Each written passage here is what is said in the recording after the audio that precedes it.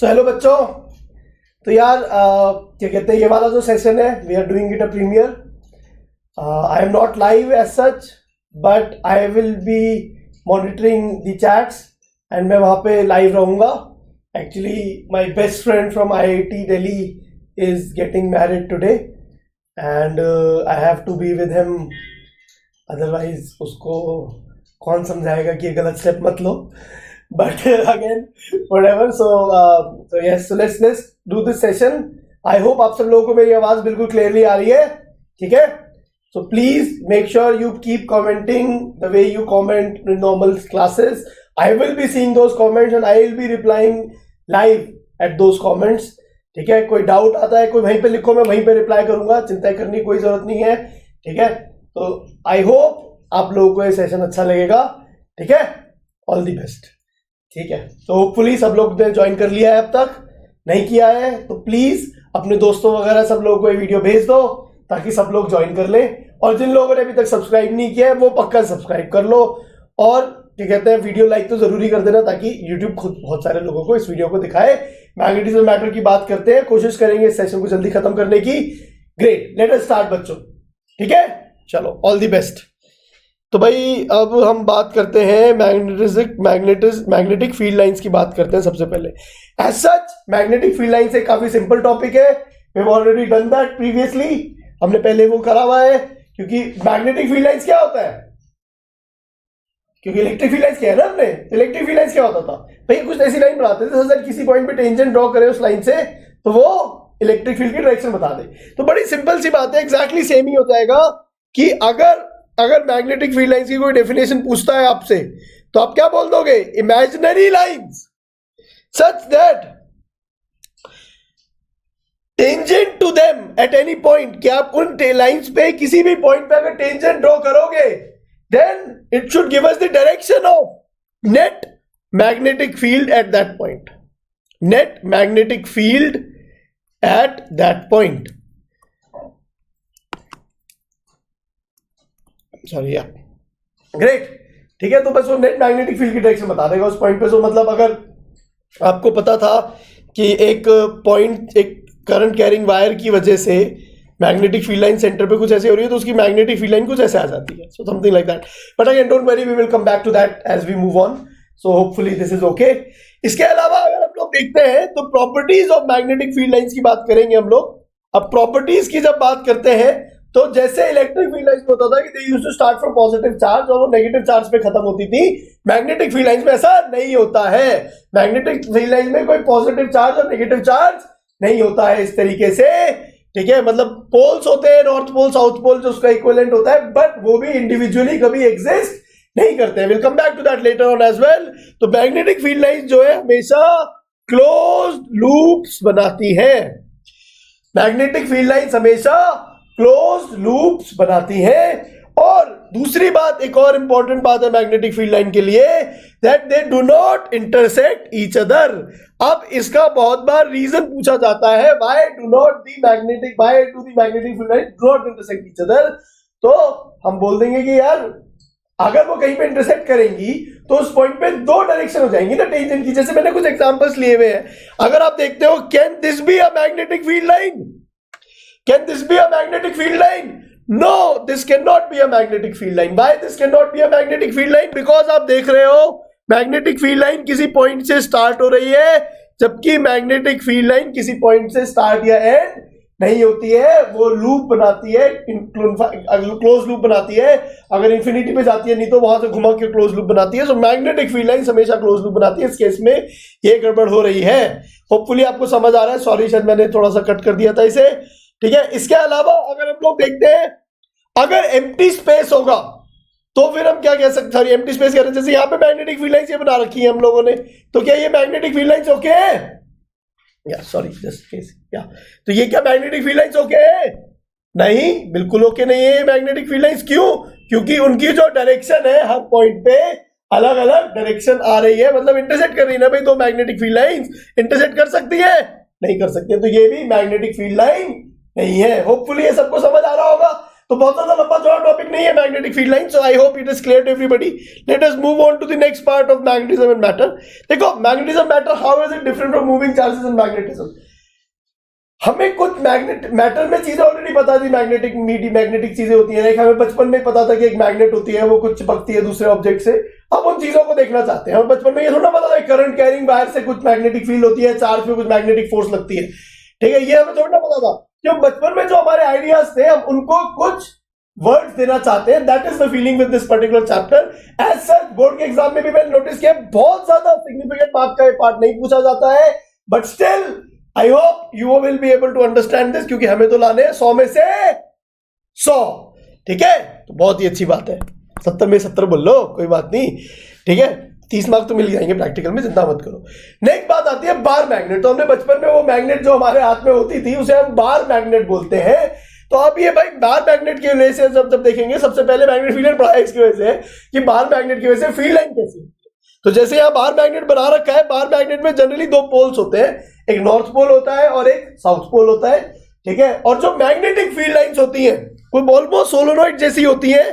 देखेंगे अगर आप तो कुछ ऐसे मैग्नेटिक फील्ड लाइंस हैं, और उसके बाद कुछ ऐसे घूम रही है यहाँ पे साइड में, एंड सिमिलरली कुछ ऐसे लूप में पूरा घूम के वापस आ रही है. तो ये आपकी बार मैग्नेट की वजह से मैग्नेटिक फील्ड लाइंस हैं. ये बार मैग्नेट की वजह से मैग्नेटिक फील्ड लाइंस है. एंड देन अगर आपको ये समझ आ रहा है कि बार मैग्नेट की वजह से मैग्नेटिक फील्ड लाइंस कैसी हैं, तो मतलब ये कैसे पता चला. अगर आप कहीं पे एक बार मैग्नेट रख दो और उसके बाद पेपर पे आयरन फिलिंग्स डाल दो और उसे tap tap tap tap tap करते रहो, तो आपको कुछ थोड़ा पैटर्न, वैसे तो आयरन फिलिंग नॉर्थ पोल पे जाके साउथ पोल पे जाके कुछ आयरन फिलिंग चिपक जाएंगी, बट अगर आप हल्का सा टैप करते हो तो you will see some iron filings getting aligned like this. तो that will be a great feeling to see that. And secondly दूसरी बात हम देख लेते हैं भाई बार मैग्नेट की जो फील्ड लाइंस है ये डायरेक्शन क्या होती है. तो बहुत बार बहुत सारे बच्चे बोल देते हैं बताओ डायरेक्शन क्या होती है. लिखो कमेंट सेक्शन में लिखो कि बार मैग्नेट की वजह से मैग्नेटिक फील्ड लाइंस की डायरेक्शन क्या होती है. और यहाँ पे तुम्हें हिंट मिल गया है थोड़ा सा. बट इन जनरल बहुत सारे लोग बोलते हैं north pole to south pole, क्योंकि नॉर्थ की फीलिंग पॉजिटिव है, साउथ की फीलिंग नेगेटिव आ जाती है हम लोगों को बहुत बार, और पॉजिटिव नेगेटिव होती थी इलेक्ट्रिक फील्ड लाइन. तो यहाँ पे भी ऐसा बोल देते हैं, बट ऐसा सच नहीं है. मैग्नेटिक फील्ड लाइन तो क्लोज लूप बनाती है भाई साहब. अगर आप ए पॉइंट से बी पॉइंट में क्लोज लूप बना रहे हो तो आप ए से भी जा रहे हो, बी से ए जा रहे हो. अरे भाई आप ए से बी भी जा रहे हो और बी से ए भी जा रहे हो, दोनों जा रहे हो आप. तो अगर आप आपको समझ आती है बात, तो अब यहाँ पे इन दिस केस क्या होता है, outside the bar magnet, outside the bar magnet ये north pole to south pole जाती है, जैसा आपका इलेक्ट्रिक फील्ड लाइन टाइप कुछ होता है. और inside the bar magnet south pole to north pole जाती है. ठीक है, तो अब अगर यहां पे देखोगे तो आपको दिखाई देगा कि भाई साहब यहां पे ये देखो भाई, इनसाइड द बार मैग्नेट देखा जाएगा तो हमें पता चलेगा कि ये देखो राइट की तरफ जा रही है, साउथ पोल से नॉर्थ पोल की तरफ. और आउटसाइड द बार मैग्नेट जब हम लोग देखेंगे तो हमें दिखाई दे रहा है ये जा रही है नॉर्थ पोल से साउथ पोल की तरफ. I hope it is making sense to everybody. Everybody is able to understand this very very clearly.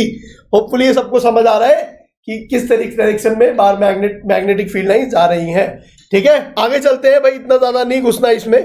ठीक है, एक्चुअली मैं तो सच बताऊं तो बार मैग्नेट में थोड़ा और डिस्कशन था जो पहले हम करते थे कि बार मैग्नेट की वजह से मैग्नेटिक फील्ड लाइन क्या होगी, उसको डाइपोल की तरह उसका रिजल्ट वही ले लेते थे. ठीक है, वो हमने पहले पिछली क्लास में पढ़ा हुआ भी है, हम कर सकते हैं, बट पॉइंट नहीं है क्योंकि कट गया है हमारे सिलेबस से. तो स्पेसिफिकली क्वेश्चन में एनसीईआरटी ने काट दिए कि ये क्वेश्चन सिलेबस में इंक्लूडेड नहीं है. अब दूसरी बात ये करते हैं, जैसे ये बार मैग्नेट होती है तो अब इसकी हम छोटी सी निडल सी बना देते हैं बहुत बार. ठीक है, और उस निडल को हम बोल देते हैं मैग्नेटिक डाइपोल. ठीक है, उसमें जनरली एक नॉर्थ पोल होता है और एक साउथ पोल होता है, तो उसे हम बोल देते हैं मैग्नेटिक डाइपोल. ठीक है, अब वो जो मैग्नेटिक डाइपोल होता है ना, पिछली क्लास में भी पढ़ा है मैग्नेटिक डाइपोल क्या होता है. जब मैग्नेटिज्म में हमने पढ़ा था कि मैग्नेटिक डाइपोल वो आयनाई ये जो होता था कुछ हमारे पास. ठीक है, तो ये नॉर्मली जो सब्सटेंस होते हैं, जो छोटे छोटे ब्लॉक होते हैं आयरन के, उनका भी कुछ आयरन कह रहा हूँ, जो मैग्नेट के उनका भी कुछ मैग्नेटिक डाइपोल होता है. तो एक मैग्नेटिक नीडल बनाई पतली सी हल्की सी. ठीक है, उसको एक ऐसे दिख रहा होगा आप लोगों को यहाँ पे कि इसमें हम लोगों ने उसको रख दिया. अब वो क्या होता है, ये जो आप जब इसे आप नॉर्थ साउथ प्लेन में रखते हो, जब इसे हॉरिजॉन्टल प्लेन में रखते हो तो ऑटोमेटिकली नॉर्थ साउथ के अलावा लाइन हो जाती है. आपने पढ़ाई होगा, बचपन में सुना ही होगा, मैग्नेटिक कंपास वर्ड सुना होगा आप लोगों ने. तो वैसी कुछ फीलिंग है. ठीक है, अब ये क्वेश्चन है कि भाई ये अगर किसी मैग्नेटिक डाइपोल को आप यूनिफॉर्म मैग्नेटिक फील्ड में रखते हो तो क्या होगा. Now we already studied that, but हमने थोड़ा उसके रेफरेंस में पढ़ा था, व्हाट यू कॉल इट, जो हमारा व्हाट वुड आई से, हमने वो करंट लूप के रेफरेंस में थोड़ा पढ़ा था। इसको दोबारा से थोड़ा सा रिपीट कर लेते हैं, इस चैप्टर में भी होता है स्पेसिफिकली। जो टॉर्क है वो कितनी हो जाती है मैग्नेटिक नीडल पे? अरे भाई हम सिंपल सा एनालॉजी फॉर्मूला यूज कर लेते हैं ना, कि जो इलेक्ट्रोस्टैटिक में जो डाइपोल पे टॉर्क होती है वो पी क्रॉस होती है, तो मैग्नेटिज्म पे जो डाइपोल पे टॉर्क होती है वो एम क्रॉस बी हो जाती है। ठीक है, अगर मैग्नीट्यूड की बात करें तो मैग्नीट्यूड क्या हो गया इस टॉर्क का? इस टॉर्क के मैग्नीट्यूड की बात करें तो क्या हो गया? एम बी साइन थीटा हो गया। और अगेन यहां पे देखो एम की बात की जाएगी तो इस केस में जो मैग्नेटिक मोमेंट होगा वो from south pole to north pole होगा। तो जैसे यहां पे जो मैंने मैग्नेट बना रखी है, इस केस में जो मैग्नेटिक मोमेंट होगा उसकी डायरेक्शन ऐसे कुछ होगी, उसकी डायरेक्शन कुछ इस तरीके से होगी। जो मैग्नेटिक मोमेंट होगा उसकी डायरेक्शन नॉर्थ पोल से साउथ पोल की तरफ, ऐसे कुछ साउथ पोल से नॉर्थ पोल की तरफ आएगी, बट दैट्स ओके, कोई बहुत बड़ी बात नहीं है। ठीक है, टॉर्क जो होती है वो एम बी साइन थीटा हो जाती है हमारे पास। और अगर हमें ये चीज समझ आ रही है कि टॉर्क जो एम बी साइन थीटा होती है, तो जो डायरेक्शन हो जाएगी, अब टॉर्क की डायरेक्शन क्या होती है, अब आप एम क्रॉस बी कर सकते हो, एम से बी की तरफ जाने वाले पास कर सकते हो, बट इसमें आपको जरूरत नहीं होती उसकी। आप सिंपली क्या बोल सकते हो कि जो टॉर्क है उसकी जो डायरेक्शन है वो होगी in the direction, sorry, torque tries to align m along b। जो ये टॉर्क है वो कोशिश करती है अलाइन करने की m को along b की तरफ। ठीक है, जो टॉर्क है वो कोशिश करती है अलाइन करने की m को b की तरफ। आई hope it is making sense, सबको ये बात समझ आ रही होगी। Just a second guys, some distraction which is happening on this, some sort of distortion. Okay, fine, great. So अब अगर हम लोग देखते हैं तो आगे चलते हैं बच्चों। तो अब हम लोग क्या बात कर रहे हैं भाई? अब हम लोग बात कर रहे हैं कि अब इसमें मैग्नेटिक पोटेंशियल एनर्जी क्या हो जाएगी भाई? इलेक्ट्रोस्टैटिक पोटेंशियल एनर्जी क्या होती है? Minus P dot E. तो मैग्नेटिक क्या हो जाएगी? पी की जगह क्या आ जाएगा? एम आ जाएगा, और ई की जगह क्या आ जाएगा? बी आ जाएगा। बहुत ही सिंपल सी बात है। I hope everybody is clear about this. ठीक है, अब अगर हमको ये बात समझ आ रही है तो फिर हम क्या बोल सकते हैं? अब स्टेबल इक्विलिब्रियम, अनस्टेबल इक्विलिब्रियम बोल सकते हैं। तो भाई जब मैग्नेटिक फील्ड अलाइन कर रही है मैग्नेटिक मूवमेंट को अपनी तरफ, तो अगर मैग्नेटिक फील्ड इधर है, ठीक है, और मैग्नेटिक मूवमेंट भी इधर है, तो ये तो स्टेबल इक्विलिब्रियम पोजीशन में आप ऐसे करोगे, टॉर्क लग के वापस इधर ले आएगी। और एक अनस्टेबल पोजीशन होती है जब एम क्रॉस भी जीरो होगा, जब बिल्कुल exactly magnetic movement opposite direction में होगा। बट ये अनस्टेबल होगा, क्यों? जैसे ही आप ऐसे करोगे मैग्नेटिक फील्ड खींच के इधर ले आएगी इसको, मैग्नेटिक मूवमेंट को। ठीक है, तो फिर हमें यहां से ये समझ आता है कि unstable equilibrium, stable equilibrium position में आपका पोटेंशियल एनर्जी मिनिमम होती है, और वो होती है माइनस एम बी, क्योंकि थीटा जो है वो 0 डिग्रीज होता है। उसके अलावा अनस्टेबल इक्विलिब्रियम पोजीशन में पोटेंशियल एनर्जी मैक्सिमम होती है, और वो होती है minus M B cos 180 degrees which is plus M B. ठीक है, और वहां पे थीटा जो होता है वो 180 डिग्रीज होता है। I hope it is making sense बच्चों।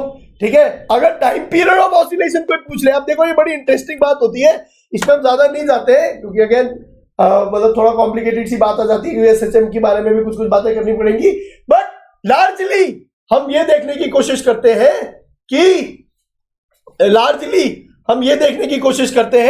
कि टॉर्क जो है, सॉरी, टॉर्क की वजह से कितने टाइम में ऑसिलेट करेगी आपकी needle.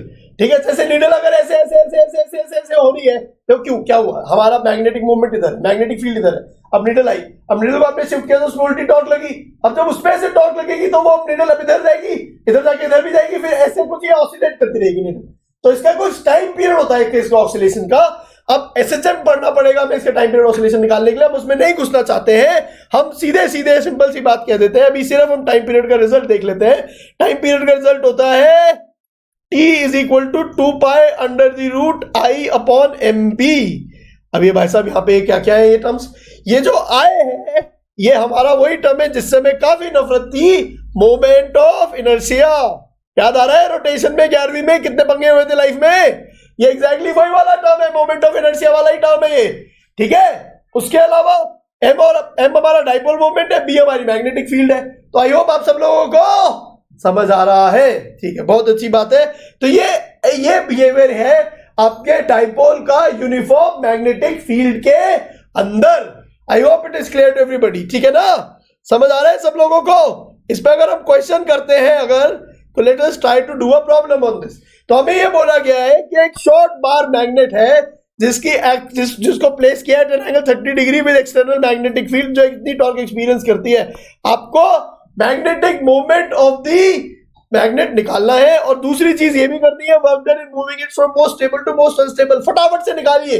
Again don't worry about writing how to write the answer, just quickly solve the question, just try to understand this and quickly solve the question guys. करिए फटाफट से।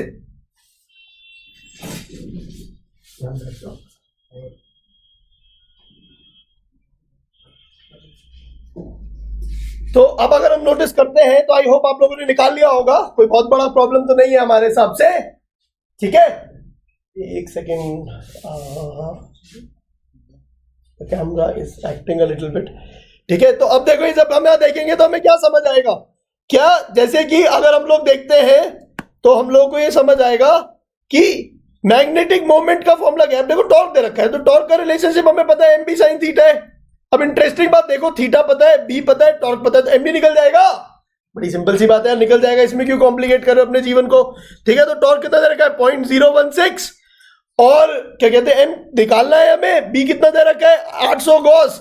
अब ये गॉस जो एक अजीब सी यूनिट होती है मैग्नेटिक फील्ड की, तो मैंने इसलिए यहाँ पे मेंशन भी किया हुआ है कि 1 gauss is equal to how many teslas, I have mentioned it over here, ठीक है। तो जैसे अगर हम यहाँ पे देख रहे हैं, तो यहाँ पे अगर 1 गॉस को लेके टेस्ला में डालेंगे तो 10⁻⁻⁴ हो गया, और साइन 30 डिग्री हाफ हो जाएगा। तो यहां से जब हम कैलकुलेट करेंगे तो जो मैग्नेटिक मोमेंट आ जाएगा वो कितना आ जाएगा, 4 हो गया, 4 आ गया, 0.004 हो गया, और इंटू 10⁻⁴ हो गया, तो 40 आपका जो मैग्नेटिक मोमेंट है वो 40 हो गया।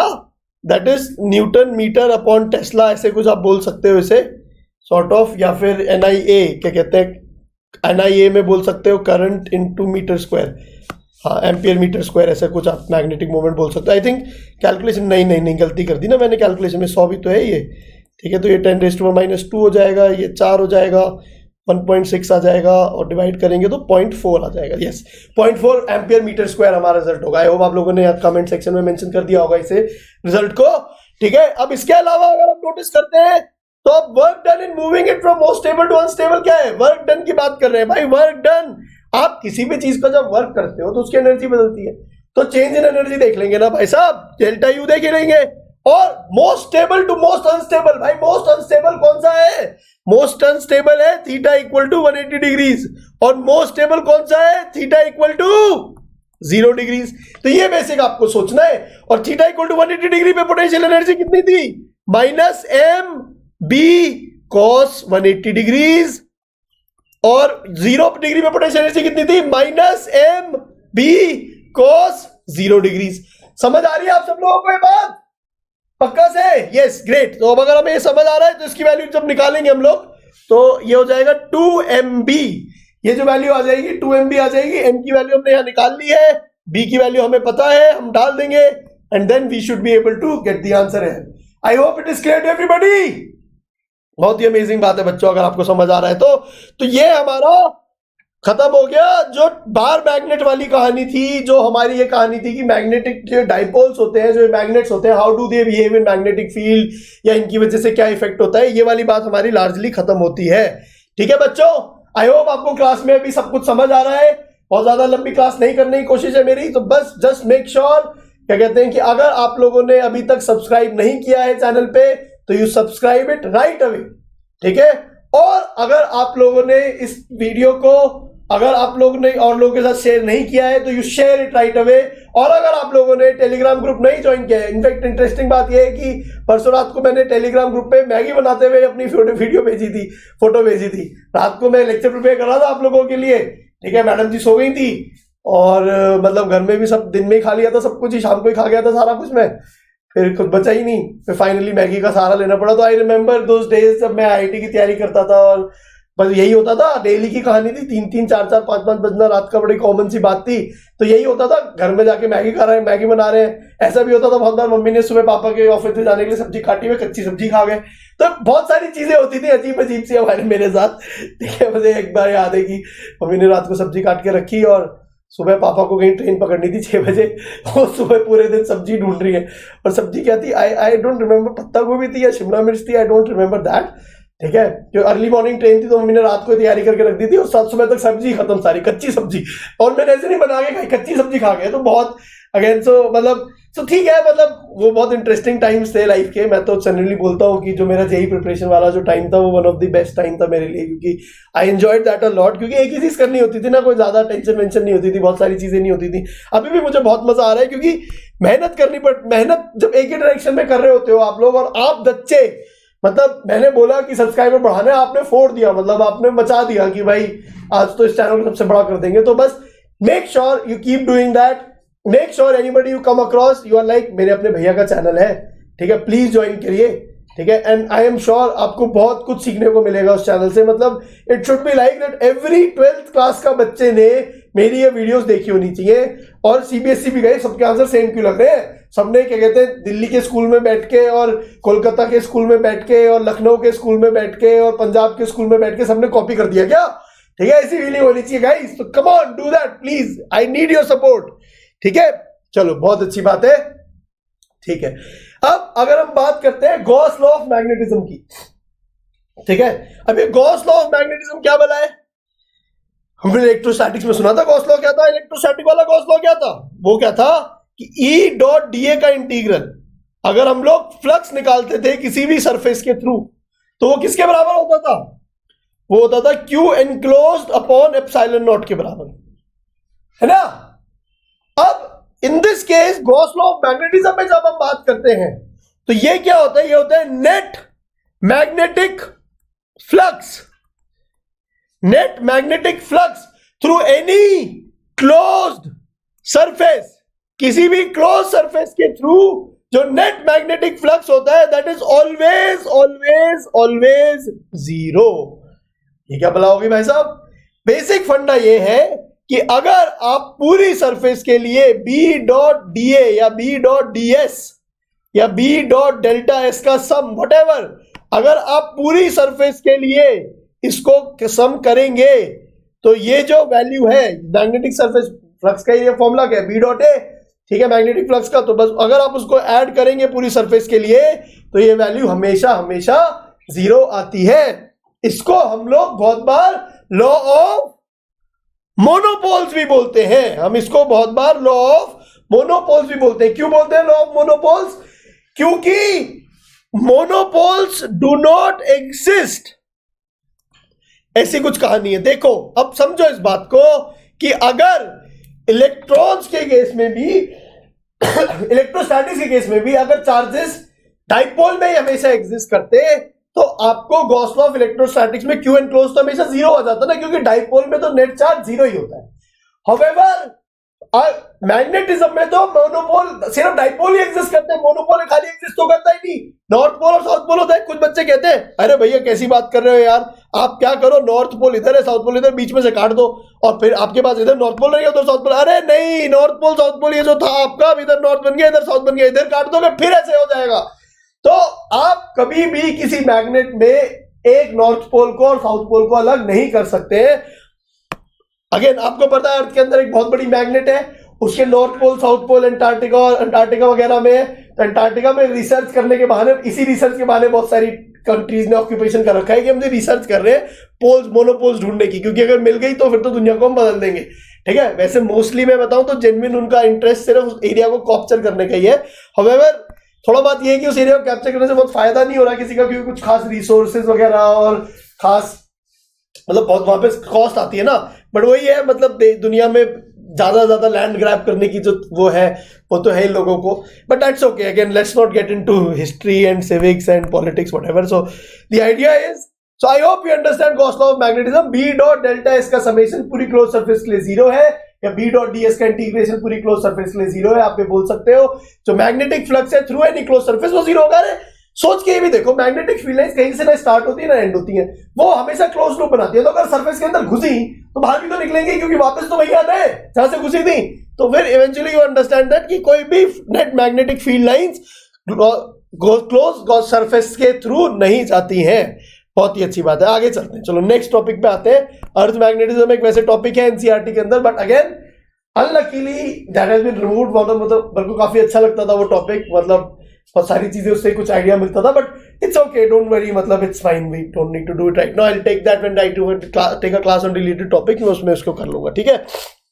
अभी के लिए जो इंपॉर्टेंट बात है हमारे लिए वो है मैग्नेटाइजेशन। अब ये क्या बला है, मैंने यहाँ पे ऊपर कुछ ये 3 ब्लॉक्स बनाए हुए हैं, आपको दिखाई दे रहे होंगे, ठीक है। जो ये पहला ब्लॉक है, इसमें क्या हो रहा है कि जो मटेरियल है उसके अंदर हर एटम का ना कुछ डाइपोल होता है, ठीक है। कुछ इलेक्ट्रॉन घूम रहे होते हैं ना एटम के अंदर, और वो जब इलेक्ट्रॉन घूम रहे होते हैं तो उनकी वजह से कुछ करंट की वजह से कुछ डाइपोल होता है, एक्सेप्ट करते हैं इस बात को, ठीक है।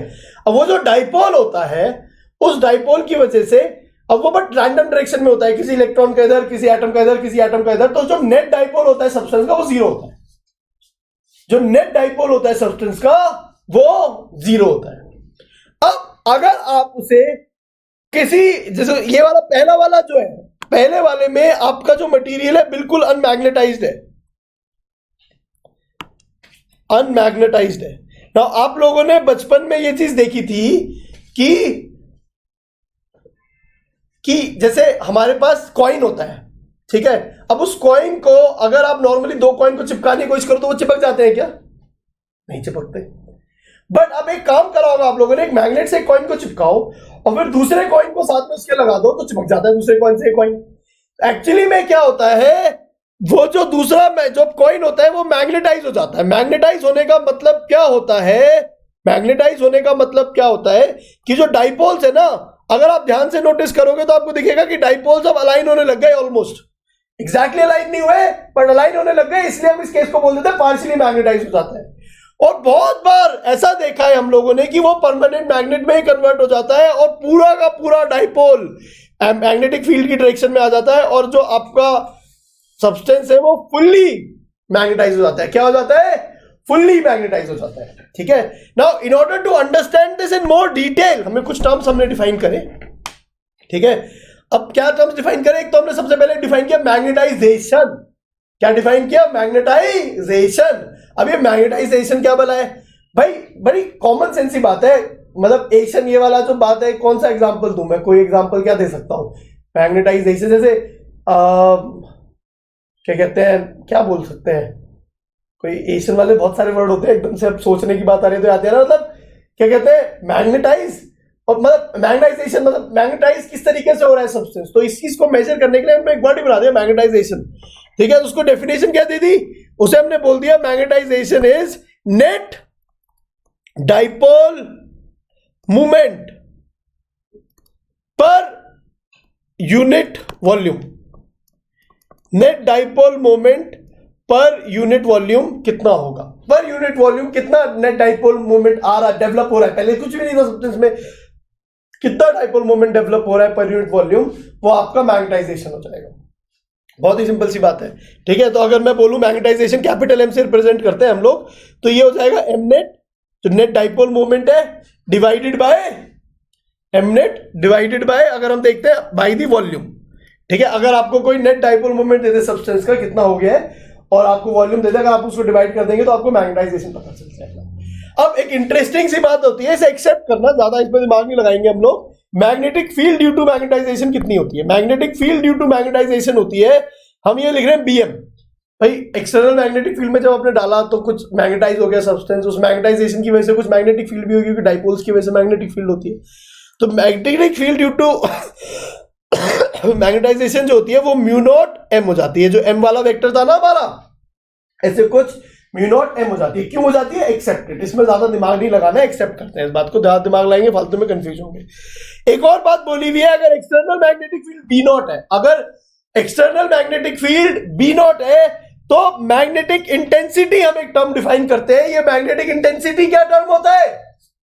बताओ भाई, ये मैग्नेटिक इंटेंसिटी क्या टर्म होता है? ये एक्चुअली क्या डिफाइन कर लेते हैं हम लोग, हम इसे B naught divided by mu naught, जो हमारा परमेबिलिटी ऑफ फ्री स्पेस वाला जो म्यू नॉट वाला जो टर्म था, हम B naught upon mu naught इसे डिफाइन कर लेते हैं एक्सटर्नल मैग्नेटिक फील्ड वाला जो फैक्टर है इस वाले से। मैग्नेटाइजेशन का भाई है सॉर्ट ऑफ, इसकी डायमेंशन जो है ना इस एच की same as that of M है, ठीक है। तो वो थोड़ा सा भाई है, अगर मैं आप इसके बारे में भी अगले पेज पे देखेंगे तो हमें समझ आएगा क्या हो रहा है एग्जैक्टली, ठीक है। अब टोटल मैग्नेटिक फील्ड की जब हम बात करते हैं मटेरियल के अंदर तो वो कितनी हो जाती है, देखो ओरिजिनली ऑलरेडी एक एक्सटर्नल मैग्नेटिक फील्ड थी बी नॉट, और इसकी वजह से एक और मैग्नेटिक फील्ड डेवलप हो गई Bm, ठीक है। अब अगर ये जो मैग्नेटिक फील्ड यहाँ पे हम देख रहे हैं कि ये जो डेवलप हुई है मैग्नेटिक फील्ड, ये जो हम बोल रहे हैं यहाँ पे जो मैग्नेटिक फील्ड डेवलप हुई है, तो जो नेट मैग्नेटिक फील्ड बी आ जाएगी वो कितनी हो जाती है, बी नॉट प्लस Bm।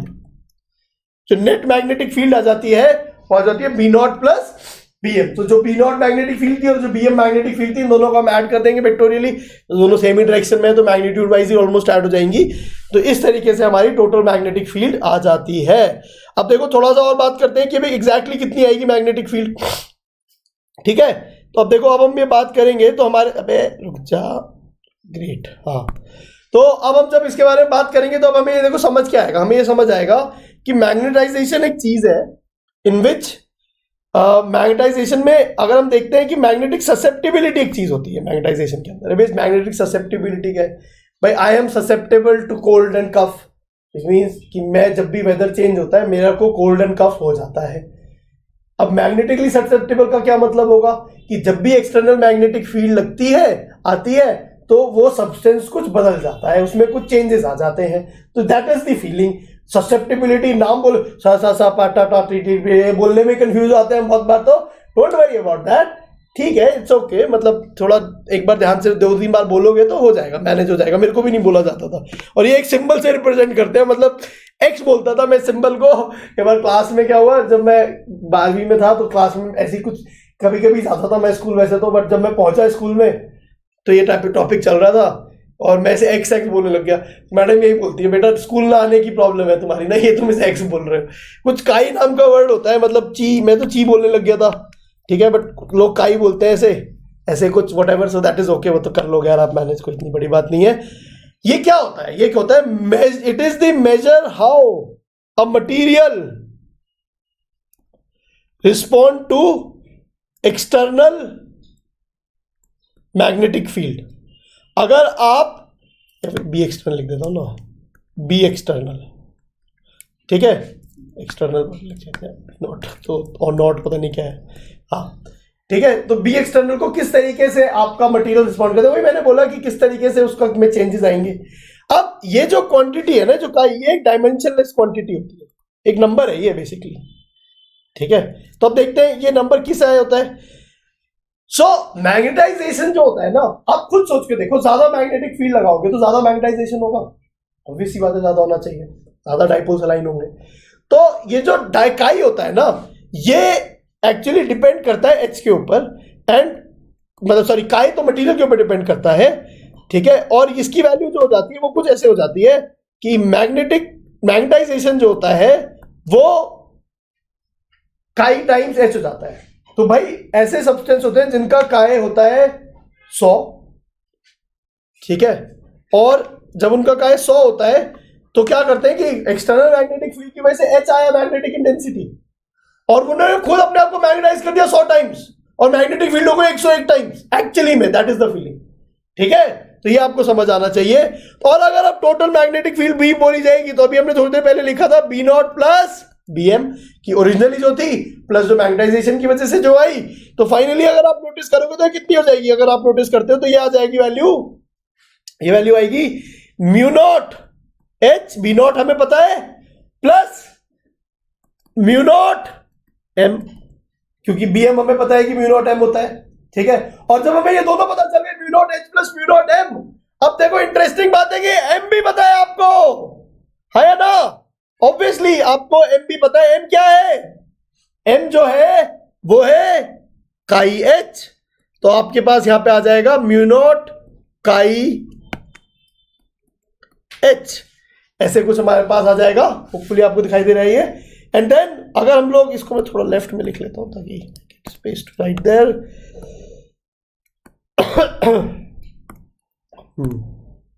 ठीक है, बहुत ही अच्छी बात है। पता है मैं कल specially I went to what do you call, I went to this thing called as sauna. पता है वहाँ पत्थरों, मतलब ऐसा था कि बहुत ज़्यादा प्रॉब्लम हो रही थी, तो सोना और स्टीम मैंने लेने गया स्पेशली, क्योंकि मतलब मुझे ऐसा लगता है कि स्टीम बॉडी के अंदर लंग्स में होता है ना सारा जो कफ होता है लार्जली, तो वो जो लंग्स वाला जो कफ होता है, लंग्स में आप कोई दवाई तो डाल नहीं सकते, आप कोई दवाई कफ सिरप कोई पीता है, मुझे तो आज तक समझ नहीं कफ सिरप काम कैसे करता है, ठीक है। लंग्स में क्या जाता है, आप पीते हो तो वो तो फूड पाइप में जाता है ना, लंग्स वाले पाइप में तो जाता ही नहीं, तो लंग वाले पाइप में कुछ भी इफेक्ट करने के लिए आपको उसे इनहेल ही करना पड़ेगा, और आप पी तो सकते नहीं उसे।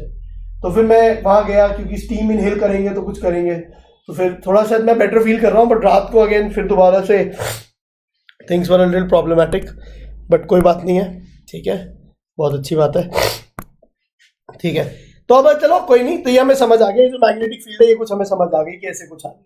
अब इंटरेस्टिंग बात ये देखो, अगर आप नोटिस करते थे तो किसी मटेरियल में जो मैग्नेटिक फील्ड होती थी वो mu R times B naught हो जाती थी।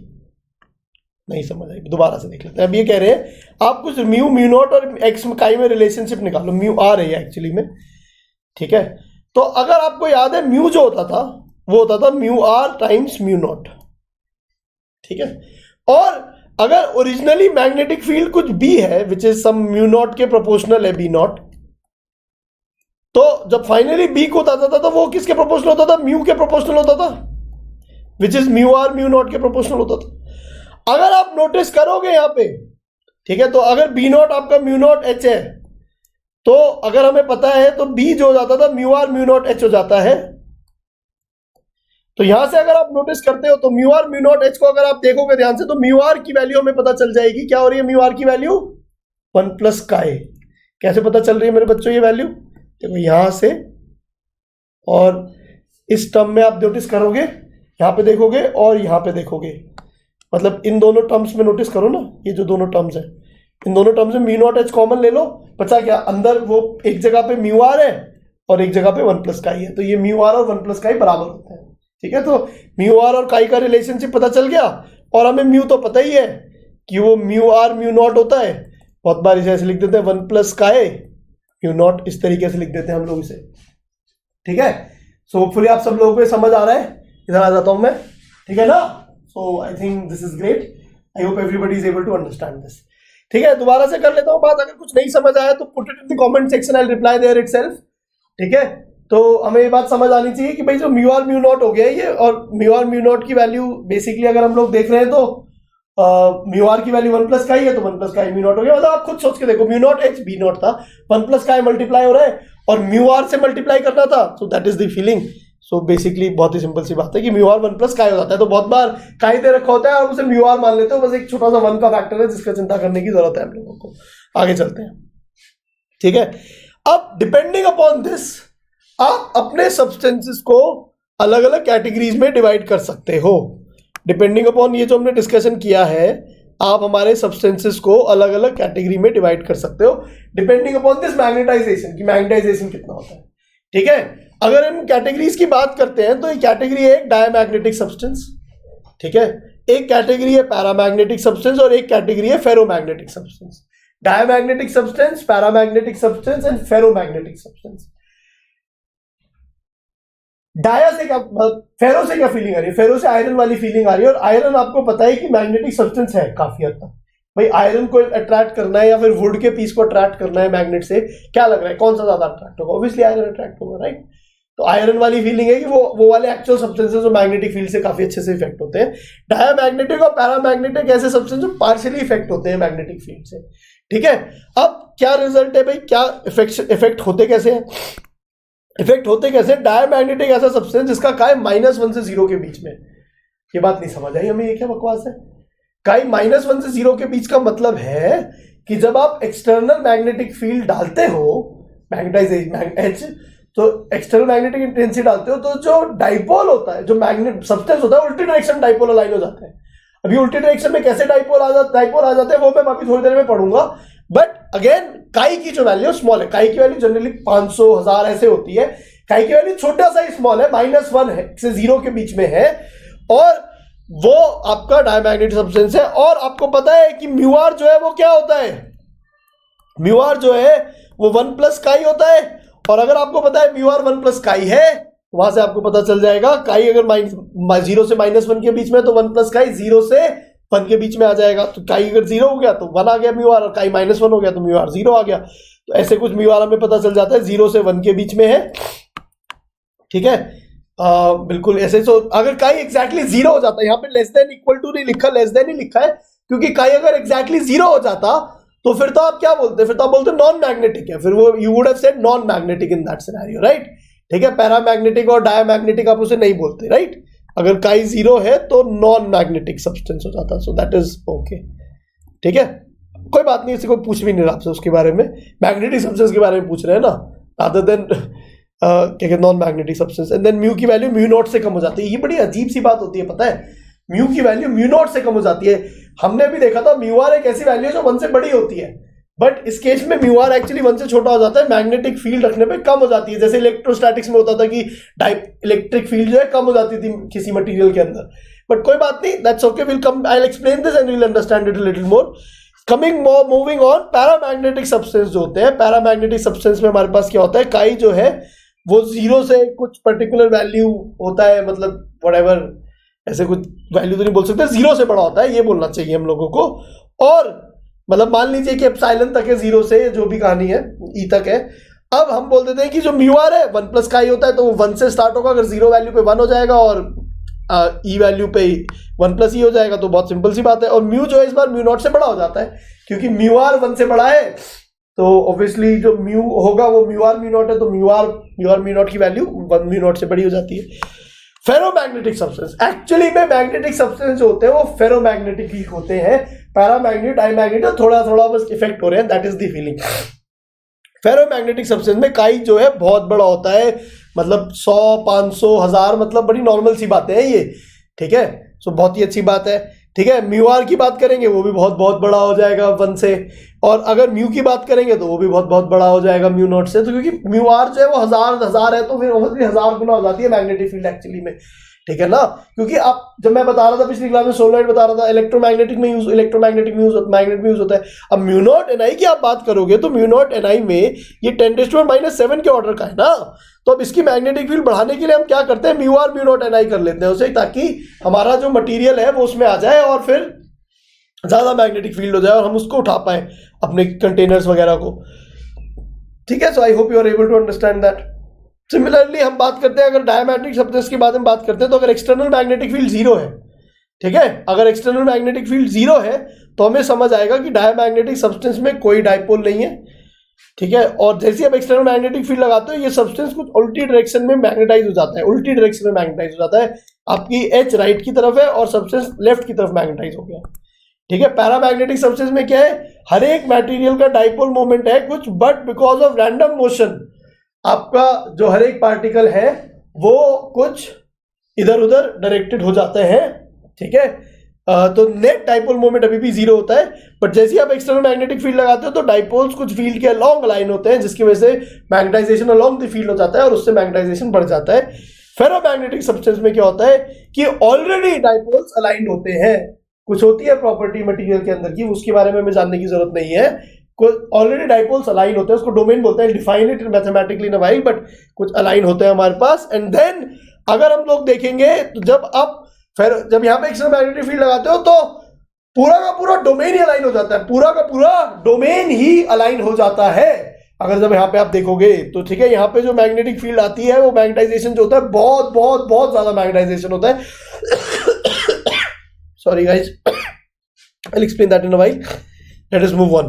तो हमारे पास 3 तरीके के सब्सटेंसेस हो गए, डायमैग्नेटिक, पैरामैग्नेटिक, फेरोमैग्नेटिक। थोड़ा सा और डिटेल में जाता हूं इन सब्सटेंस में, ठीक है। बहुत बार ये डिटेल पूछ ली जाती है, वैसे तो बच्चों को पास कराना है तो ज्यादा डिटेल तो नहीं पूछी जाती है, बट तो देखते हैं फिर भी। तो अब डायमैग्नेटिक सब्सटेंस में एक सिंपल सी बात होती है, जो हर dipole moment of each atom है वो 0 होना चाहिए।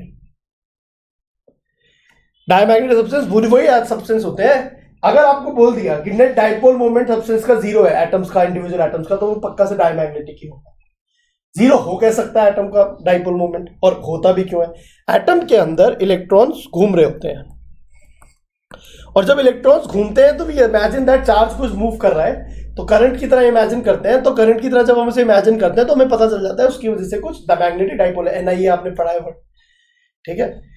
वो बट जीरो कैसे हो रहा है? इलेक्ट्रॉन पक्का से घूम रहे होंगे। अरे कुछ ऐसे घूमते हैं, कुछ उल्टी डायरेक्शन में घूमते हैं, तो जो सारा ओवरऑल मिला के जितने भी इलेक्ट्रॉन्स हैं, सब एक ही प्लेन में जरूरी नहीं है घूमे, जितने भी इलेक्ट्रॉन्स हैं वो इवेंचुअली हम लोग को पता चल जाता है नेट डाइपोल जो मूवमेंट जो जाता है उन इलेक्ट्रॉन्स का, वो हो जाता है जीरो। ठीक है, अब डायमैग्नेटिक सब्सटेंस उल्टी डायरेक्शन में मैग्नेटाइज कैसे हो जाता है? ये एक बड़ा इंपॉर्टेंट क्वेश्चन आता है बहुत बार, मतलब थ्योरेटिकली इंपॉर्टेंट है। आई डोंट नो बोर्ड के एग्जाम के रिस्पेक्टिव में तो बहुत ज्यादा समझ नहीं आ रहा, क्योंकि ये पूछेंगे तो 90% बच्चों को नहीं पता होगा इसका। तो अब होता क्या है? When external field is applied, electron with spin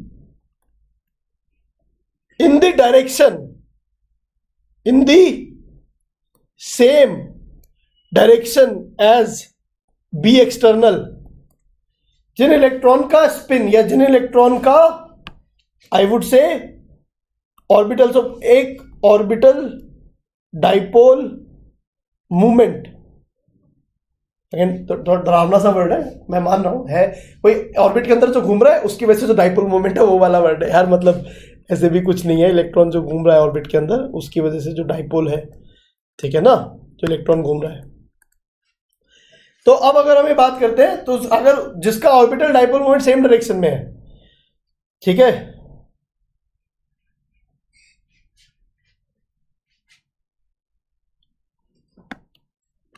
जो इन दी बी एक्सटर्नल डायरेक्शन, ये जो इलेक्ट्रॉन होता है वो स्लो डाउन हो जाता है, और जिस केस में इलेक्ट्रॉन विथ ये वाली value in the opposite direction होती है, ये स्पीड अप हो जाता है। अब ऐसा क्यों होता है? लेंज लॉ के हिसाब से। ऐसा क्यों होता है? लेंज लॉ के हिसाब से। क्यों होता है लेंज लॉ के हिसाब से ऐसा? क्योंकि लेंज लॉ कहता है वो चेंज को अपोज करेगा, तो इधर जब ऐसे कुछ मैग्नेटिक फील्ड बढ़ी तो जो सपोर्टिंग था वो अपोज करने लग जाएगा, मतलब जो सेम डायरेक्शन में था वो कम हो जाएगा, अपोज करना है चेंज को, ठीक है, और जो दूसरा है जो अपोज कर रहा था वो थोड़ा कम हो जाएगा ताकि ओवरऑल वैल्यू को सपोर्ट कर सके, वो जो चेंज है उसको अपोज कर सके, चेंज को अपोज करना है। तो इलेक्ट्रॉन्स जो ऐसे ऑर्बिटल डाइपोल मूवमेंट में होते हैं, मान लीजिए देखो इलेक्ट्रॉन ऐसे ऐसे घूम रहा है, ठीक है, ऐसे ऐसे घूम रहा है, उसकी वजह से डाइपोल मूवमेंट इधर की तरफ, हमने एक्सटर्नल मैग्नेटिक फील्ड इधर लगाई, अब इस सिग्नल को अपोज करना है, हम इधर इलेक्ट्रॉन स्लो हो जाता है, ये वाला जो इलेक्ट्रॉन है उसे उल्टी डायरेक्शन में इधर जो घूम रहा था वो थोड़ा स्लो हो जाता है, ऐसी कुछ फीलिंग है। So I hope you understand that, ठीक है।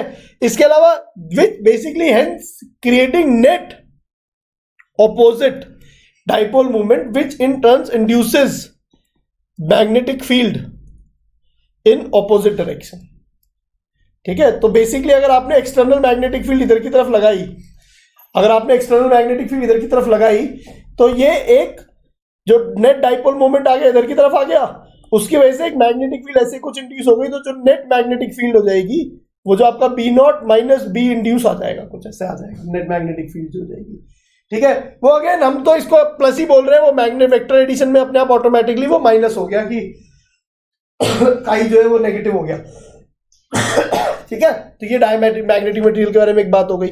एक और छोटी सी बात बोल सकते हैं, डायमैग्नेटिक मटेरियल जो होते हैं ना, वो मैग्नेटिक फील्ड लाइंस को रिपेल या फिर अपोज करते हैं, ठीक है। जो मैग्नेटिक फील्ड लाइंस है उनको रिपेल करते हैं और या फिर उनको अपोज करते हैं। तो जैसे बहुत बार कभी भी मैग्नेटिक फील्ड लाइंस, ऐसे कुछ मैग्नेटिक फील्ड लाइन है हमारे पास सपोजिटली, अगर आप ये डायमैग्नेटिक मटेरियल डाल दोगे तो जो मैग्नेटिक फील्ड लाइन है थोड़ी रिपेल हो जाएंगी, ठीक है। और वो जब उन्हें अपोज करते हैं तो वो एक्चुअली में they try to go from strong magnetic field to weak magnetic field region, कि भाई जहां ज्यादा है उसे वहां नहीं रहना, भाई हमें तो कम मैग्नेटिक फील्ड वाली जगह में जाना है, तो वो स्ट्रॉन्ग मैग्नेटिक फील्ड से वीक मैग्नेटिक फील्ड वाले रीजन में मूव कर जाते हैं। That is another point that we can understand about diamagnetic material. एक एक मार्क के क्वेश्चन आ सकते हैं इस पे, तो बी क्लियर अबाउट दिस, ठीक है। माइजनर इफेक्ट कुछ होता है, अगेन पॉपुलर है इस वजह से करा रहा हूं, अदरवाइज तो ज्यादा मुझे नहीं लगता पेपर में पूछा जा रहा है, बट माइजनर इफेक्ट होता है, it is the phenomenon of perfect diamagnetism and perfect super conductivity, perfect conductivity, super conductivity भी बोल देते हैं ऐसे, ठीक है।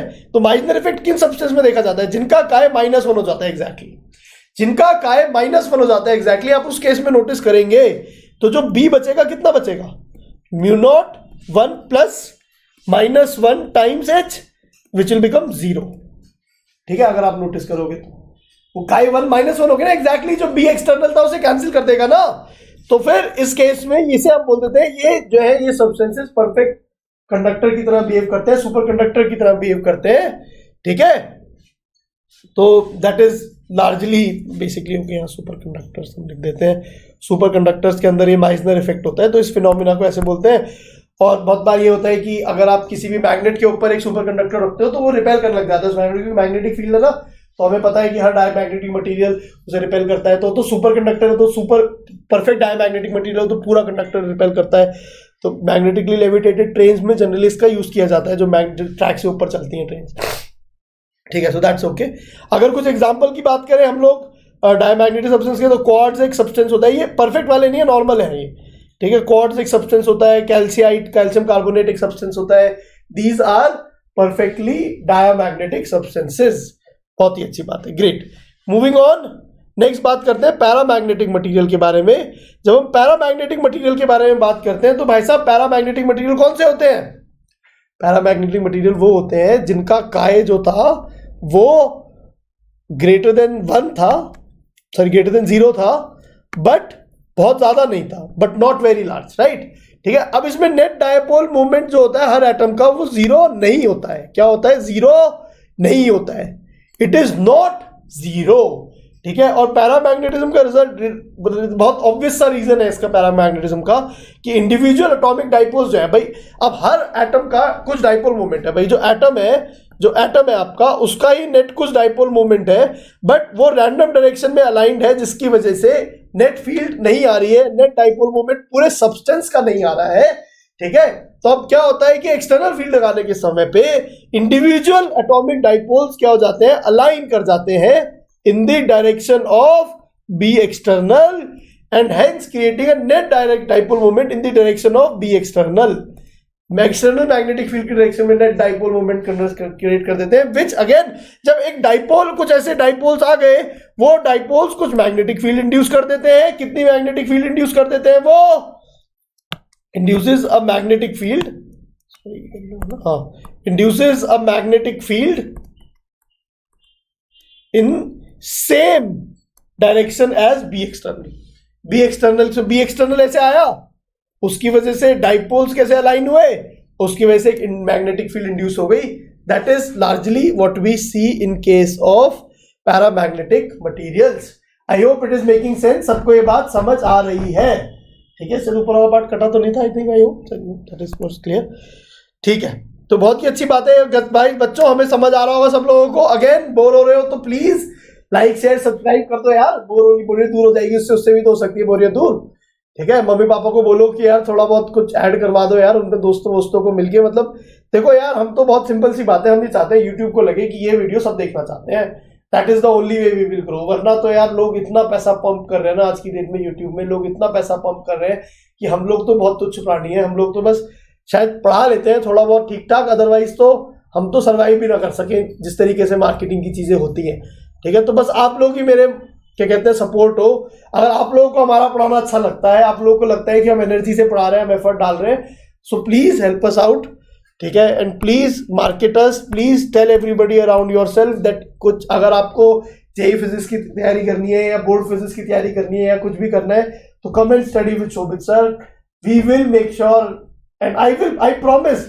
मतलब ये नहीं होगा कि आपने किसी को बोला कि यार वैसे तुम्हें ही पता है यार, तुम लोग हमसे पढ़ रहे हो, पहले से पढ़ रहे हो, कुछ बच्चे अभी पढ़ रहे हो, तो उन्हें पता है the kind of energy, the kind of content that we deliver. मैं अभी क्या कहते हैं परसों ही मैं वीडियो देख रहा था, उसकी देयर वाज दिस, मतलब जो टॉपिक मैंने लिया था उसी की वीडियो किसी और ने भी डाली, मतलब समाओ उसे लगा कि मैं भी डाल देता हूँ, देखा जाएगा कंपटीशन में क्या होगा। बेचारे की लाइव व्यूज नहीं थे, बट क्या कंटेंट पढ़ा रहा है वो यार इंसान, क्या कंटेंट पढ़ा रहा है, कुछ था ही नहीं कंटेंट में। मैंने कहा एनसीईआरटी के पेज पलट के देख लो, वहीं से पता चल जाएगा। He taught bloody 30% of NCERT in the whole class, 2 घंटे की क्लास में, जो मैंने टॉपिक 1.5 घंटे में पूरी एनसीईआरटी कवर कराई थी। और अगर मैंने कोई टॉपिक छोड़ा भी ना तो इसलिए छोड़ा क्योंकि वो टॉपिक बहुत कॉम्प्लिकेटेड है और उसको इस पॉइंट पे करने का आपको समझ भी नहीं आएगा, और पेपर में उससे क्वेश्चन ही नहीं आया आज तक क्वेश्चन नहीं। अगर मैंने कोई टॉपिक छोटा मोटा टॉपिक इंक्लूड नहीं किया तो जस्ट बिकॉज मैं नहीं चाहता कि आप किसी भी लेवल में कंफ्यूज हो, ठीक है। बट मैं देख रहा हूं लोग 30% पढ़ा के बोल रहे हैं बच्चों तुम्हारे से नंबर आ जाएंगे। पता नहीं कैसी बात है, मतलब it is so crazy guys, it is so crazy. तो अगर कोई कहीं वीडियो देख रहा है तो मुझे तो ये समझ ही नहीं आ रहा आप लोग रिलाय करते हो। भाई देखो, एक बहुत बड़ी बात होती है एज अ टीचर, आप लोग हम पे रिलाय करते हो। You can not cross check every statement that I make, so you have to rely that whatever this person is saying is the truth. Now as a teacher it is my responsibility, as all teachers it is our responsibility to not let go of your belief, आपके belief को break ना होने दें, ठीक है। तो अगर हमें कुछ नहीं पता, अगर हम टीचर्स को कुछ नहीं पता या हम टीचर्स को पता है कि हमने पूरा कंटेंट नहीं कराया, तो बच्चों को बोल दो कि बेटा एनसीईआरटी भी पढ़ लेना इसके साथ। बट ये मत करो कि बच्चों को 30% कंटेंट करा के बोल दो कि सब कुछ करा दिया है और बच्चे बेचारे खुश है कि सब कुछ हो गया है और बाद में उन्हें कुछ पता ही नहीं चल रहा। ठीक है, एग्जाम में करें तो समझ ही नहीं आ रहा है क्वेश्चन कहां से आ रहा है। मैं जब बोर्ड का पेपर आएगा ना, लाइव डिस्कस करूंगा तुम्हारे साथ और देखेंगे क्वेश्चन पर क्वेश्चन देखेंगे, हर क्वेश्चन हमने क्लास में किया हुआ है नहीं किया हुआ। ठीक है, I can guarantee that her question हमने क्लास में किया हुआ होगा eight that point, her concept हमने क्लास में कवर किया हुआ होगा। ठीक है, अगर और लोग गारंटी देते हैं तो बहुत अच्छी बात है, बट अगर गारंटी नहीं दे सकते तो बच्चों को क्लियर करके रखो कि यार देखो ये प्रॉब्लम है। So please again understand that कि आप लोग इसे ढंग से कर लो। ठीक है, और मतलब एंड मैं ये बोल रहा हूं कि just help us in actually getting the education. मतलब एजुकेशन में ना, एजुकेशन की धज्जियां उड़ चुकी हैं यार, कोई पढ़ाने को तैयार नहीं है, सब एक्टर्स है, एक्टिंग करने को तैयार है सिर्फ। ठीक है, पढ़ाने कोई तैयार नहीं है। ठीक है, लिटरली एक्टर्स है सब लोग, most of the people who are teaching online, सबकी बात नहीं करूंगा, I won't say everybody, most of the people who are teaching online are actors. ठीक है, उनको आईआईटी जेईई एडवांस का पेपर होता है ना, भेज दो उनको पेपर सॉल्व करने के लिए और देख लो लाइव कितने क्वेश्चन सॉल्व करके आ जाए। मैं सॉल्व करता था लाइव पेपर को, ठीक है, और उसमें से मैं 75-80% क्वेश्चन निकालता था। मैं गारंटी दे रहा हूं मोस्ट ऑफ द टीचर जो पढ़ा रहे हैं ना, वो फिजिक्स के पेपर में से जो जेईई एडवांस का पेपर आता है उसमें 50% क्वेश्चन भी नहीं कर सकते लाइव, 50 आधे भी नहीं क्वेश्चन कर सकते, आधे छोड़ो मैं कह रहा हूं 25% भी नहीं कर सकते, चैलेंज देता हूं मैं। ठीक है, 90% जो 95% जो टीचर्स पढ़ा रहे हैं ऑलरेडी यूट्यूब पे, बस क्या कॉपी कर लिया कंटेंट, कुछ बोल दिया, हो गया काम खत्म। ठीक है, खुद तो पढ़ाई करी नहीं है या फिर बस पढ़ा रहे हैं जस्ट लाइक दैट। सॉरी मैं रेंट नहीं करूंगा, मेरे को बड़ा गुस्सा आया उस वीडियो को देख के ना, मतलब मैं क्या बोलूं यार, मतलब इट वाज सो सैड कि क्या कर रहे हो यार तुम, मतलब भाड़ में, मतलब बच्चे से कोई मतलब नहीं है क्या तुम लोगों को। ठीक है, चलो वापस आते हैं।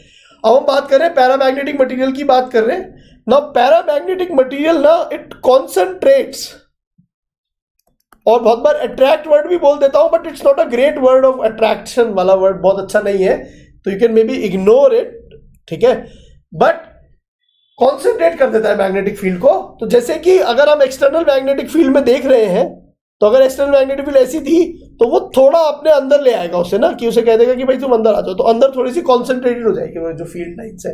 तो ये हमें पता है मैग्नेटिक पैरामैग्नेटिक मटेरियल के बारे में। और अगेन वो अट्रैक्ट करता है मैग्नेटिक फील्ड को, तो वो वीक मैग्नेटिक फील्ड रीजन से स्ट्रॉन्ग मैग्नेटिक फील्ड वाले रीजन में जाता है कि भाई जहां ज्यादा मैग्नेटिक फील्ड है मैं वहां जाऊंगा, क्योंकि मैं अट्रैक्ट हो जाता हूं ज्यादा मैग्नेटिक फील्ड से। तो ऐसा कुछ होता है हमारे पास। ठीक है, आगे चलते हैं। ठीक है, और उसके अलावा ठीक है, इट गेट्स वीकली मैग्नेटाइज्ड। मैं बोल रहा हूं क्योंकि ऐसा लोग बहुत सारी जगहों पे मैंने देखा है ऐसे वर्ड यूज कर रहे होते हैं, तो मतलब एनसीईआरटी के अंदर ही है। तो it gets weakly magnetised when it is placed in an external magnetic field. I hope we are able to understand this. Paramagnetic substance का आइडिया एल्यूमिनियम है, सोडियम है, कैल्शियम है, ऑक्सीजन है, एसटीपी है। तो एल्यूमिनियम आप नोटिस करो, देखो ध्यान से नोटिस करना, एल्यूमिनियम के आपके पास बहुत सारे मटेरियल होंगे, बर्तन होंगे या कुछ कहीं और होगा एल्यूमिनियम आपके पास। एल्यूमिनियम से मैग्नेट करोगे ना, हल्का सा ट्रैक्शन होगा, हल्का सा, आयरन में देखो चिपक जाता है, हल्का सा ट्रैक्शन होगा, तो पैरामैग्नेटिक सब्सटेंस है वो। ठीक है, बहुत ही अच्छी बात है। तो I hope you are able to understand this. Ferromagnetic substance के बारे में थोड़ी और डिटेल की बात करते हैं। ठीक है, और कोशिश करेंगे बस जल्दी से रैप अप करें। तो guys be with me, don't lose this class, this is an important topic because 90% time magnetism and material में जो हम पढ़ रहे हैं ये वाला क्वेश्चन ज्यादा आता है, क्योंकि फेरोमैग्नेटिक वो सब्सटेंस है जो मैग्नेटिक सबसे ज्यादा होता है। ठीक है, net dipole moment of each atom is not equal to 0। अब एक इंपॉर्टेंट बात होती है, इंडिविजुअल एटम्स और आयंस और मॉलिक्यूल्स कुछ भी हो सकते हैं, they interact with one another in such a way that they spontaneously align themselves. Spontaneously का मतलब ये होता है खुद से ही, वो खुद से ही अपने आप को अलाइन कर लेते हैं। देखो यहाँ पे क्या है कि ये एटम्स नहीं है, बहुत सारे छोटे छोटे रीजन्स बन जाते हैं जिसमें वो अपने आप को अलाइन कर रखा है उन्होंने। वो आपस में अलाइन नहीं है, एक इधर है, एक इधर है, एक इधर है, एक इधर है, एक इधर है, एक इधर है, मतलब वो आपस में अलाइन नहीं है, बट वो इंडिविजुअल रीजन्स है। कुछ ऐसे रीजन बन जाते हैं जहां पे रीजन में कुछ वो अलाइनमेंट आ जाता है, और जैसे ही themselves in a particular direction or in a direction over a macroscopic volume। And इस पूरे मैक्रोस्कोपिक वॉल्यूम जो ये हम बोल रहे हैं यहाँ पे, ये जो बनाया हुआ है इधर, ये जो बनाया हुआ है, ये जो वॉल्यूम है, इसको हम एक डोमेन बोल देते हैं।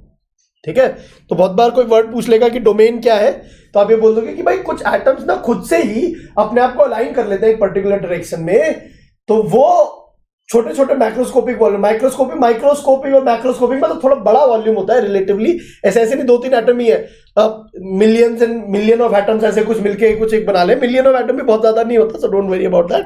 ठीक है, एंड देन या that is the idea. And then similarly once we understand that, जब एक्सटर्नल फील्ड आप अप्लाई करते हो तो क्या होता है, वो एग्जैक्टली वो जो डोमेन्स है वो अलाइन हो जाते हैं, और मैग्नेटिज्म जो है सडनली से बहुत ज्यादा बढ़ जाता है, और आपका जो म्यूआर होता है, ठीक है, तो इट बेसिकली अगर आप देखोगे तो आपका जो फेरोमैग्नेटिक सब्सटेंस होता है वो क्या होता है, स्ट्रांगली मैग्नेटाइज हो जाता है when it is placed in an external magnetic field.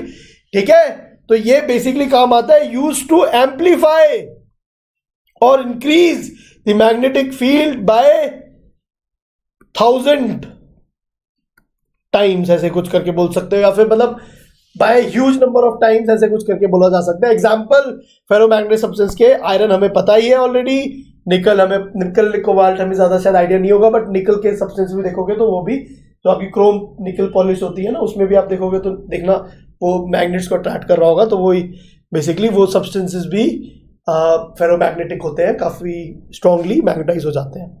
So that is it for this chapter guys. I hope आपको मजा आया होगा आज की क्लास में। ठीक है, बच्चे बोल रहे होंगे सब में ही आता है भैया। ठीक है, तो please tell me what did you like in the today's class, what did you not like in today's class. ठीक है, प्लीज मुझे बताना, and make sure that you are writing comments, make sure you are subscribing to this channel, make sure you are telling your friends, family and everybody about this channel. ठीक है, मैं बहुत सारे experiments भी लेके आऊंगा, बहुत सारी इंटरेस्टिंग चीजें करने की कोशिश करूंगा आगे चल के। ठीक है ना, तो please I request you to make sure that you like, share and subscribe to this channel. Please join our Telegram group, make sure that we are connected. I will share my bits of personal life with you there if you want to, if you're interested। क्या चल रहा है, how are things at home, how are we doing, मतलब अगर home भी नहीं, मतलब all about physics and all about life, मतलब बहुत सारी इंटरेस्टिंग बातें करने वाले हैं हम लोग। Fortune 500 कंपनीज क्या होती हैं, टेस्ला और एडिसन की लड़ाई कैसे हुई, उन्होंने क्या क्या किया, we are going to talk about a lot of stuff। So thank you so much friends, I hope you enjoyed today's class। Thank you so much guys, bye bye, thank you, thanks a lot, thank you so much friends, bye. ठीक है, do make sure आप class के बाद comments वहां पे डालें video के नीचे, ताकि वो लॉन्ग टर्म रहे। ये लाइव वाले कमेंट्स तो गायब हो जाते हैं ना, बार बार नहीं दिखते, तो वहां पे डालोगे तो लॉन्ग टर्म रहेंगे, तो मुझे याद रहेगा किस किसने बच्चे ने क्लास अटेंड करी थी, किस किसको कितना मजा आया था। ठीक है, thank you so much, I will read all your comments and reply to them. Thank you so much, all the best guys, thanks a lot, bye.